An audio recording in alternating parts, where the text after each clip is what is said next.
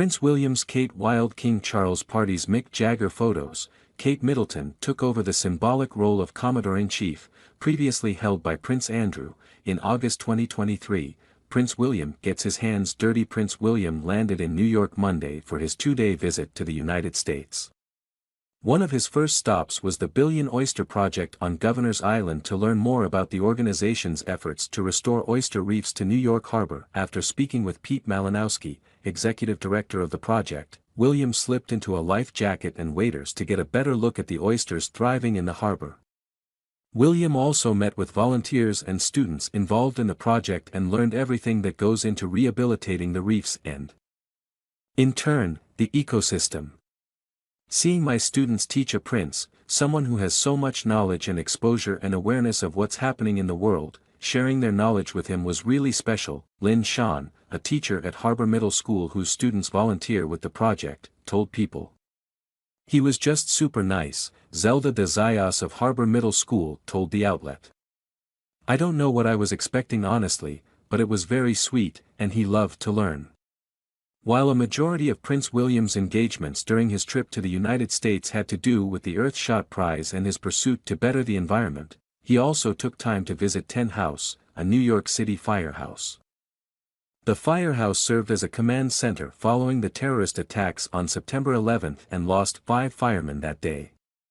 King Charles's celebration. King Charles and Queen Camilla arrived in France Wednesday for a 3-day diplomatic visit. The trip started with a celebratory welcome dinner at the Palace of Versailles with 150 guests, including Hugh Grant and Mick Jagger. During the dinner, King Charles made a speech in which he referenced his mother, the late Queen Elizabeth II's many visits to France, reminding everyone his mother was hosted at Versailles on her second state visit to the country in 1972 by President Pompidou. My parents' first official visit together was to France in 1948. Shortly after their wedding, Charles said at the dinner. By all accounts, they made quite a splash, dancing till the early hours at the glamorous Chez Carrere in the Rue Pierre Charon, serenaded by Edith Piaf. I suspect it may have left an indelible impression on me, even 6 months before I was born.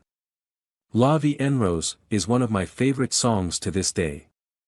Mick Jagger parties with royalty. Mick Jagger and girlfriend Melanie Hamrick attended the state dinner at the Palace of Versailles hosted by French President Emmanuel Macron and his wife honoring King Charles and Queen Camilla.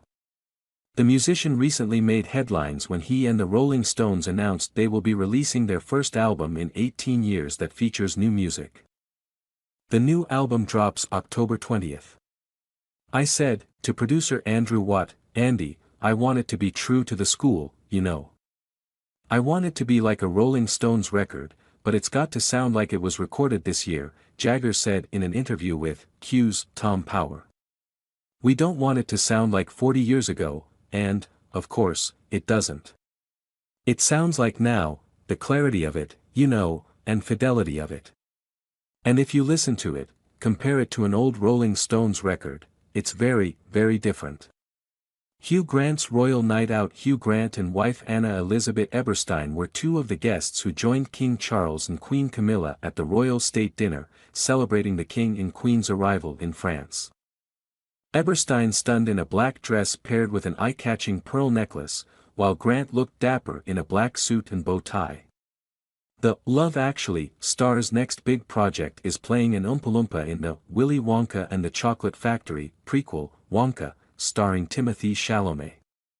I had to write him this awkward letter, saying, "You're good at playing washed-up, old hams," director Paul King said about convincing Grant to take the role. Once you see Hugh Grant as an 18-inch-high orange man with green hair, you go, ah, yes. I know what Oompa Loompa are. It all makes perfect sense.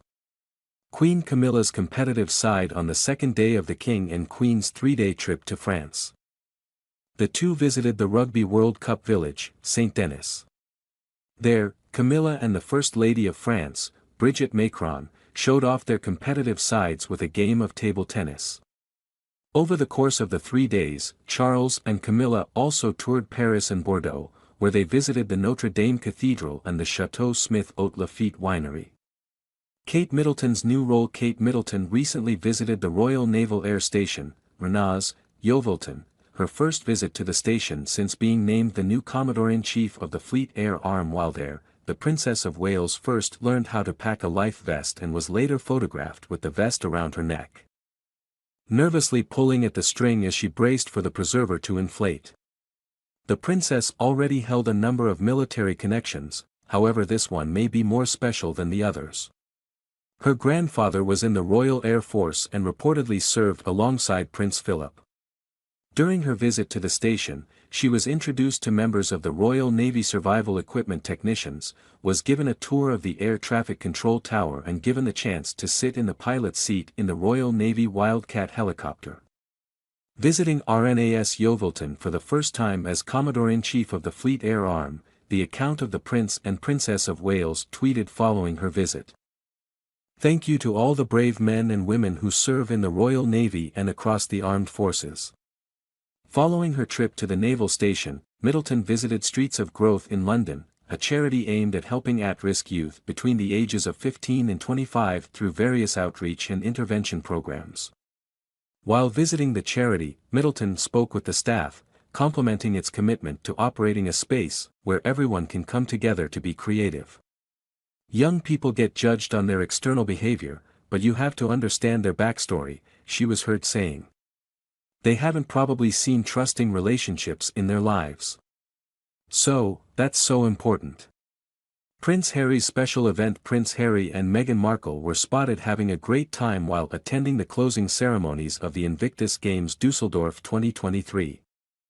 In Germany, Harry launched the Invictus Games in 2014, hosting the inaugural games in London to provide support to wounded servicemen and women and to foster a greater sense of understanding and support from the public. "I have witnessed firsthand how the power of sport can positively impact the lives of wounded, injured and sick servicemen and women in their journey of recovery," Harry said when announcing the games. The Invictus Games will focus on what they can achieve post-injury and celebrate their fighting spirit through an inclusive sporting competition that recognizes the sacrifice they have made.